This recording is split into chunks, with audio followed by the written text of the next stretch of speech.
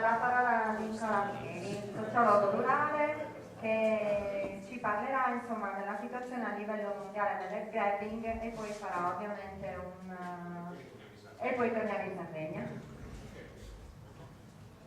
No, io partirei dall'ultima considerazione fatta dal consigliere provinciale, peraltro che ha sbagliato i dati, perché noi adesso siamo 1.600.000 e la previsione, quella vera, per il 2050 è di 1.350.000 circa. L'altra cosa che non dice è che sarà, che dovrebbe essere, perché sui dati demografici bisogna, poi ci sono altre cose che succedono, poi la gente improvvisamente si mette a fare figli.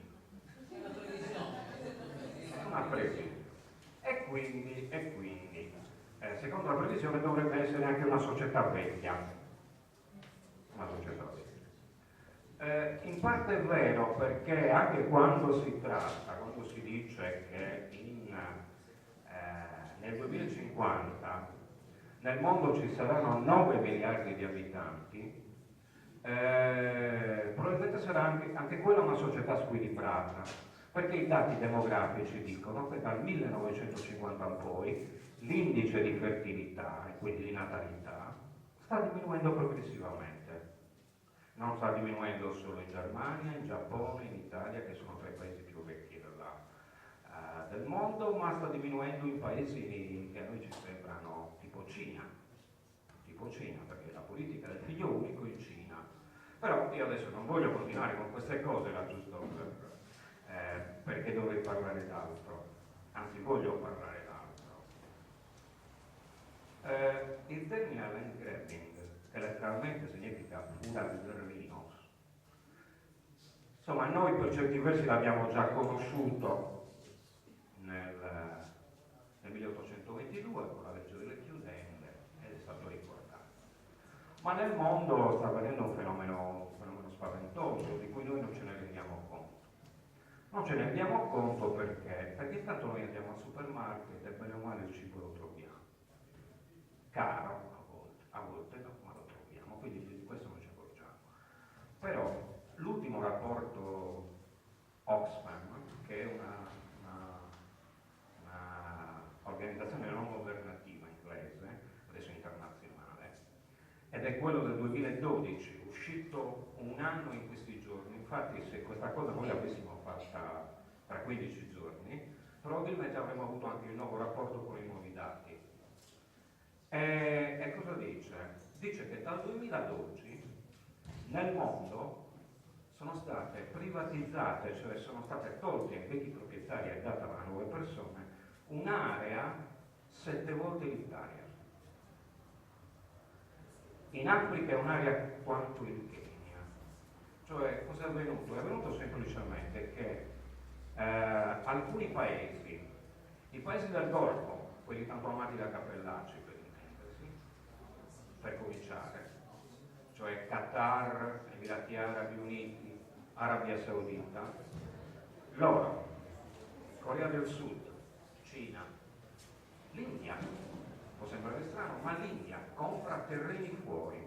Il Giappone ha una ragione anche incrementato dopo Fukushima, perché tenete conto che il Giappone sono delle isole con 100 milioni di abitanti, metà del loro territorio è quasi totalmente compromesso da Fukushima, non possono coltivare nulla, quindi devono andare fuori, solo che i giapponesi hanno comprato poco in Africa e poco in America Latina, ma stanno comprando molto dentro gli Stati Uniti, no? dentro gli stati centrali degli Stati Uniti. Poi ci sono multinazionali dell'agribusiness, le stesse multinazionali, guardate bene, che qui sono le proprietarie dei semi. Singenza, la famosa proprietaria del seme del Camona, noi diciamo pomodoro sacco, col capo, è Singenza, un modo poi coltivato a Puglia, eccetera, eccetera. Banche finanziarie. George Soros, un grande finanziere, quello che ha provocato la crisi dello SME nel 1992, che a qualche anno se lo ricorda, quando uscirono l'Inghilterra l'Inghilterra e l'Italia uscirono dallo SME, lui, che poi dopo si è anche un po' convertito, cosa ha fatto? Ha investito molti dei suoi soldi in terra, perché il migliore investimento al mondo sono i terreni agricoli. Ecco la prima risposta a quel signore lì. Il migliore investimento al mondo sono i terreni agricoli. Perché? Per la storia dei 9 miliardi di abitanti nel 2050. Perché la FAO stima che bisognerà aumentare la produzione di cibo del 70% nel mondo. 70%, ma sapete cosa vuole dire? Cosa vuole dire? È una cifra folle, perché già oggi noi ci troviamo in una situazione in cui gli abitanti del mondo potrebbero già mangiare il cibo che c'è, solo che ci troviamo in una situazione di grandissimo spreco. Noi sprechiamo tantissimo, lo sprechiamo al lato della coltivazione, lo sprechiamo al lato del trasporto, lo sprechiamo nei supermarket e lo sprechiamo in casa. Fatevi l'esame di coscienza, perché anche noi purtroppo a volte non autorizziamo tutto quello che compriamo. 4.000 tonnellate al giorno in Italia, quindi è una bella cifra, è una bella cifra. Allora, perché tutto questo? Intanto perché nel 2007 e nel 2008 c'è stata la prima grande crisi alimentare nel mondo. È stato il periodo in cui, se voi vi ricordate bene, il prezzo del grano è schizzato in una maniera, il prezzo del grano, il prezzo del mais. Perché cosa era successo? Era successo che erano partite tutte le coltivazioni per produrre biodiesel, no? Il programma 20-20-20 dell'Unione Europea e soprattutto il programma americano. In quel momento anche noi abbiamo scoperto una roba dell'Ottocento che si chiama il paradosso di Cecil Rhodes. Cecil Rhodes era il colonialista britannico, quello che ha dato il nome alla Rhodesia, il quale diceva: i poveri sono molti e aumenteranno. Guarda caso sta succedendo anche adesso. Non c'è abbastanza cibo per nutrirli tutti. Certo, se c'è la speculazione, perché una delle cose che se uno si mette a studiare e a non leggere solo gli economisti occidentali, ma a leggere anche gli economisti indiani, per esempio come Roy Patel, si scopre che prima dell'arrivo degli inglesi in India non c'erano carestie, non c'era la fame. Cioè ci sono i dati storici, quindi qualcosa è successo quando sono arrivati gli occidentali da quelle parti. Allora, se non c'è cibo, i poveri faranno la fame. Se faranno la fame scoppierà la guerra civile. Se voi vi ricordate, in quegli anni ci fu la prima rivolta dei paesi arabi del Mediterraneo, la chiamarono la rivolta della farina, no? Venne innescata da questa cosa. Poi aggiungeva: gli altri paesi hanno abbastanza cibo per nutrirli. E quindi cosa facciamo? Andiamo lì. E quindi questo è il primo elemento che ci fa scoprire perché tutti questi soggetti che vi ho detto si stanno spostando e stanno comprando, stanno avendo in concessione centenaria e in molti casi comprano. Però c'è anche un altro elemento: in tutto il mondo c'è una diminuzione progressiva di terre fertili per una serie di ragioni, eccessivo sfruttamento. In Europa noi abbiamo casi, la pianura padana per esempio è un luogo che a furia di concimare ormai da 70-80 anni sta diventando problematico coltivare. In Germania e in Polonia abbiamo aree simili, c'è desertificazione, c'è inquinamento. Pensate che si stima che in Cina il 65% delle acque di superficie sia inquinato, sia contaminato, ecco, forse il termine giusto è contaminato. Quindi ci troviamo in una situazione effettivamente di grande, molto problematica. Perché questi signori, quando arrivano, cosa fanno? La prima cosa che fanno è espellono le popolazioni locali. Espellono le popolazioni locali. Cioè quella gente prima aveva una piccola come dire, agricoltura che gli economisti chiamano in maniera disprezzante, cioè con molto disprezzo la chiamano di sopravvivenza. Sì, ma sopravviveva. Cioè facevano tutto, potevano vivere tranquillamente. Questi li mandano via. Perché dice? Perché non hanno più bisogno di villaggi, li abbattono i villaggi, la gente viene cacciata e viene spinta. O negli slums delle città, tenete conto che l'anno scorso è stato superato una cifra, cioè oggi ci sono più abitanti nelle città di quanto non ce ne siano nelle campagne nel mondo. Quindi questa cosa dice molto, sempre per rispondere.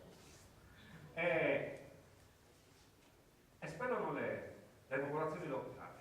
Poi magari queste popolazioni locali, poverine, i più giovani, i più abili, i più bravi, muoiono in mare a Lampedusa, perché non scappano solo dalle guerre, scappano anche per queste cose. E queste cose noi le dobbiamo sapere. Impiantano monoculture, che significa che può essere soia, e questa soia poi a noi ci ritorna magari geneticamente modificata e la diamo al nostro bestiame, perché noi qui non abbiamo i sufficienti controlli. Cioè, qui non c'è nessun importatore di mangimi che ti dice ma questo è esente da OGM. No, non te lo posso dichiarare perché non lo so manco io. E quindi questo è un altro degli elementi. Così come il discorso delle aflatotossine, cioè i grani che sono praticamente il grano muffito, per intendersi, e che se poi dopo ci fai il pane o ci fai il mangime è cancerogeno. Noi qui non abbiamo una situazione che possa controllare le aflatotossine, qui in Sardegna. No, quindi molte cose da fare ce ne sono. Allora, non solo li mandano via, abbiamo il caso dei cinesi che portano i loro contadini in Africa e oltretutto i prodotti che vengono fatti in queste aree non fanno parte del PIL del paese dove vengono fatti, ma del paese acquirente, cioè del paese, in questo caso la Cina. Il che significa che loro queste cose le possono fare per una semplice ragione, perché pagano quelle classi dirigenti locali, le finanziano moltissimo e quelli soldi li portano, prima li portavano in Svizzera, adesso li porteranno a Dubai, li porteranno dove. Quindi tutte queste condizioni poi mi dicono, cioè ci possono dire quali sono le condizioni in cui noi possiamo definire un'operazione land grabbing. Io adesso ve le dico, sono quelle che ha fatto quell'associazione, la Oxfam, ma se vedete queste cose che hai detto un po' ci ritornano molto. Sentite, violazione dei diritti umani e dell'eguaglianza delle donne. Vabbè, almeno questo ce lo risparmia. Questo non ce l'abbiamo. Però assenza di consenso libero e informato. Consenso libero e informato. Cioè, se il movimento di Arborea non faceva tutto quel bel casino, passatemi il termine, ciao, te lo facevano perché non c'era consenso libero e informato. Mancanza di valutazione sugli impatti ecologici, economici e sociali. Cioè, puoi distruggere tu una realtà come quella di Arborea, tanto. Dai. Poi chi l'ha detto che la distrugge? Sì, si farà il latte, non sarà quello di prima, sì, ma ce n'è tanta le porcherie in giro per il mondo, lo vedi lo stesso. Questo è il ragionamento. Assenza di contratti trasparenti, quello che dicevi tu. Cioè, io mi metto la torre, ho firmato, però a chi tocca smaltire la torre? Tocca a te o tocca a me? E sarebbe anche il male minore la storia. Appunto, perché con gli impianti fotovoltaici sarà molto problematico, cioè, perché saranno belli ecologici, ma quando quelli devi smaltire non lo sono più. E quindi mancanza di una pianificazione condotta in maniera democratica e con supervisione imparziale. Cioè, voglio dire, tutte queste cose mancano, quindi anche noi qui abbiamo un problema dell'endemia. Guardate questo. Non si sono ancora buttati sul cibo qui da noi. La ragione qual è? La ragione è semplicemente perché abbiamo l'euro. Il tanto vituperato euro ci sta difendendo i terreni. Il tanto vituperato. Però hanno trovato altri sistemi, che sono questi che avete descritto, quelli che conosciamo. Però in futuro niente impedisce che ciò possa accadere, proprio perché le condizioni mondiali, cioè, stanno facendo diventare il cibo un elemento strategico come non mai. Noi ce ne siamo dimenticati, perché noi da 60 anni siamo tranquilli. Io appartengo, perché ho 60 anni, appartengo alla prima generazione sarda che ha mangiato 3 volte al giorno. Gli altri, no, non a noi oggi ci tolgono le terre, ci mettono in quelle condizioni, perché badate bene, se gli altri hanno il cibo, possono decidere se dartelo o non dartelo. Possono dire te lo do, però tu. No? È un luogo che importa l'85% del proprio fabbisogno alimentare. Questo problema se lo dovrebbe porre in maniera, come dire, in maniera centrale. Noi non possiamo continuare così perché non può durare per sempre. Perché questi dati vi dicono che non dura per sempre e dobbiamo organizzarci in un altro modo. Allora, come proteggersi? Nel PPR, quello fatto dalla Giunta Soru, esiste già la classificazione che alcuni territori sono agricoli e agricoli devono rimanere, ma non basta. Cioè nel senso che bisogna fare un ulteriore passo. Bisogna considerare che, lasciando naturalmente intatto il diritto di proprietà, per carità di Dio, non c'è nessun comunismo in questo, c'è semplicemente invece un'indicazione molto forte che bisognerebbe dare, che quello è bene comune e che tu proprietario non puoi fare tutto quello che vuoi. Vi faccio un esempio, non sto parlando dell'Unione Sovietica, sto parlando dell'Emilia Romagna. In Emilia Romagna in certi periodi dell'anno è proibito il pascolamento. Dice, come fai tu, regione, ad impedire a me, agricoltore, di far pascolare il mio bestiame? Te lo impedisco per una semplice ragione. Perché se stai in collina e ci vanno sopra le pecore e le vacche a pascolare, sono terreni franosi e si rovina il manto erboso. Quindi di conseguenza da tale mese a tale mese tu non pascoli e non pascolano perché ne capiscono l'utilità, perché si stanno perdendo il proprio bene. Quindi questa è la prima cosa, cioè il terreno agricolo come bene comune. E poi bisognerà operare in un altro modo. Questo è molto più difficile, bisogna dire è molto più difficile perché ci possono essere una serie di problemi a livello comunitario, italiano, eccetera, però qualcosa bisognerà fare, impedire l'accaparramento. Ovvero, un imprenditore quanti ettari può tenere in pianura, quanti ne può tenere in collina, quanti in montagna? Di più no. Poi magari si ritrovano 40 prestanomi, però il punto reale è che questa cosa bisogna farla, perché vi racconto un caso. Però è un caso da Repubblica Indipendente, quindi è tutta un'altra storia.